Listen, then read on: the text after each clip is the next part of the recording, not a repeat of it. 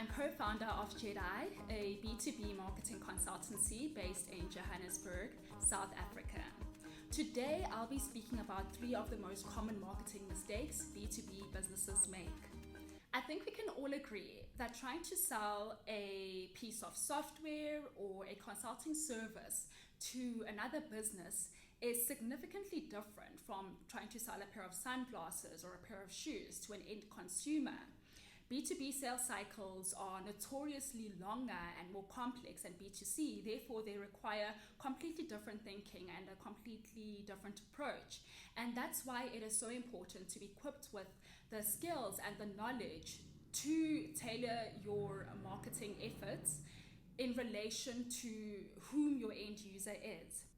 The essence of B2B marketing is being able to foster deep connections and relationships with the people whom you deem as your prospects. And unfortunately, a lot of businesses lack the patience, persistence, and the foresight to see this process through in its entirety.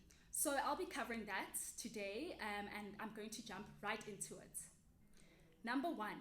Not building and maintaining an active and engaged database or email list. A company that engages in B2B marketing constantly needs to have their eye on building, growing, and communicating with their database on a regular basis. This is something that's difficult to do solely via social media.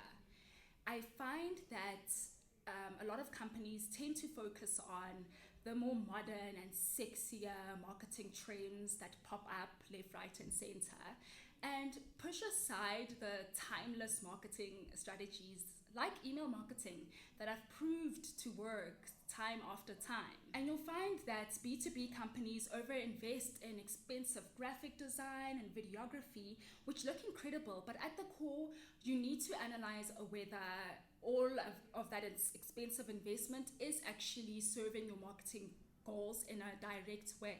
Email is also the most reliable online tool, which guarantees you access to almost anyone you can think of. I'm loosely throwing around a figure when I say this, but I would argue that 99% of the business population has a mailbox which they regularly check. As someone involved in B2B selling, you always want to be communicating to and engaging with decision makers, and a lot of them don't spend their time browsing multiple online platforms. We know that decision makers are out there making things happen, building things, and spending face time with people, but they are guaranteed to check their email from time to time. Furthermore, email is one of the only media channels that your company has complete control over and is not controlled by or is not governed by algorithms, as we know is quite prominent with a lot of social media platforms. And being able to control a media channel such as email saves you on marketing costs. Actually, email is one of the cheapest forms of online marketing. The only investment you have to make is in the software that allows you to effectively communicate with various segments of your audience. When your mailing list starts to grow, so will your income. I've actually written a piece which elaborates on this point. I speak about the importance of database marketing and how to use database marketing to obtain supreme results. In that article, I provide specific instructions and pointers on exactly how to go about building and nurturing databases for increased sales. If this is something you're interested in, I've provided a link below in the description, which will give you direct access to this article. Number 2, investing too much time and budget on isolated social media posts and blogs. So I'll start with chatting a bit about social media. So this view may seem a bit counterintuitive, especially considering the fact that Jedi itself started off as a social media agency, but let me explain. This is why I've specifically titled this point focusing on social media posts, because social media in its entirety has a lot to offer for B2B businesses, especially from a lead generation perspective. So knowing how to use it effectively and knowing how to use social media in a focused way that's going to serve the broader vision of what you're trying to achieve in your marketing strategy is where you should be placing your attention, and not necessarily on posts themselves. For example, I've seen so many businesses post like a Monday motivation quote, and then on Tuesday you want to post a tip, and then Wednesday you want to post a quote by Steve Jobs, and then on Thursday you're looking to post an article. Whilst I know that these are great attempts to engage your audience, you need to analyze whether you're actually getting a return in the time spent doing this. Because as I said earlier, social media is dominated by algorithms, and I know a lot of us try to boost posts to overcome this, but sometimes it's not enough. Cut out the clutter. You don't need to be doing every single marketing activity that is out there. So for B2B businesses, I'd really reconsider the focus, the sole focus on social media posts. With regards to blogs seem to be the holy grail of online marketing, probably because of their correlation to SEO. And whilst I do agree that blogs do well to increase your SEO ranking, as B2B businesses, we need to analyze whether our key B2B prospects are people who will find us utilizing these methods. I remember doing an interview with one of our clients recently and asking them, if you were to search for a company like ours, a B2B marketing consulting service via Google, what keywords would you type? What would you search for? And her answer was, to be completely honest, I wouldn't first resort to Google to search for a service like yours, because your service is so personal. I'd want a referral from someone who has done business with you before, and I'd want to develop a relationship in person. I wouldn't look to online channels for seeking out a service that you provide. And that provided us with so much clarity as to where our focus should be in terms of attracting new clients. There is an abundance of content and blogs online for almost any subject matter you seek out. So it's become more and more difficult for one to differentiate themselves by posting surface level content. Anyone who engages in the process of writing knows very well that writing something captivating and writing something that has longevity is no easy feat. So if you're going to invest time and money in creating quality content, make sure that it is part of a pre-planned sequence and strategy that will be linked to ROI. If you have something to share and you want to write a blog about it, go for it. All I'm saying is that be realistic about whether you are getting out something that is equivalent to what you're putting in. Number 3, focusing on tech more than human-to-human relationships. So tech has played an essential role in the evolution of marketing. We're basically able to access millions of people across the globe with just a click of a button. But the potential downside of a solely tech-focused strategy is that you end up focusing on connecting to people instead of connecting with people.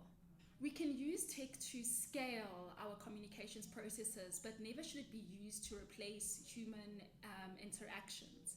And to use our business as an example, over time we have had to transform and actually disrupt our own business model from being completely online marketing focused to also including offline elements and getting to the essence of where real relationships are formed. So that has become a big part of our business model, because human-to-human interaction is honestly irreplaceable. Business relationships are formed and solidified at a much more accelerated pace when humans interact with one another. Revenue coach Kristen Zavago, who authored a book called Road to Revenue, actually spoke about how surprising it is that a lot of us spend such little time with our clients. we really underestimate the power of being in our client's presence often as a means of gathering information and gathering data for them. And that is not something that can easily be replaced by tech. Not even easily. It cannot be replaced by any tech-induced form of communication. So B2B marketing is more about building networks than it is about digital marketing. You should be asking yourselves the question, how does my digital marketing serve to build networks required for the growth of my organization? Let's take online dating as an example. I'm actually going to use online dating to illustrate this point because, believe it or not, B2B selling is so similar to the process of dating in that both decisions have to be well thought out and both decisions are potentially long-term, or at least we want them to be long-term decisions. And I personally know quite a few people who have had great success with online dating. You know, I have friends who have met their current partners through Tumblr and Tinder and all those online dating platforms that exist today. And of all of the people I know, none of them formed solid relationships with their partners by never meeting in person. That has just never happened. No one has spent time only communicating via SMS and via email to form something that's solid and long-lasting. So let's map this online dating example in a phased approach, which can be almost replicated to represent a B2B sales cycle. So we'll start with the connection phase. So in the connection phase, you'd use this online dating platform to vet whether this is someone you'd like to be with, and you'd make that initial connection. And after making that connection, you'd move to the nurturing phase where you guys get to know one another via texting and phone calls. And this could actually even include a couple of dates. You know, the sooner you guys communicate regularly and consistently and actually see each other, the better your chances of building a strong base and knowing whether this is someone who is potentially your soulmate. And lastly, after going through the connection phase and the nurturing phase, you would end up at the closing phase, and this is where you guys would actually officially become a couple. So of all the happy couples, or of all the happy married couples that I know of, none of them ever got to the closing phase before they had actually met and built trust in a personal way.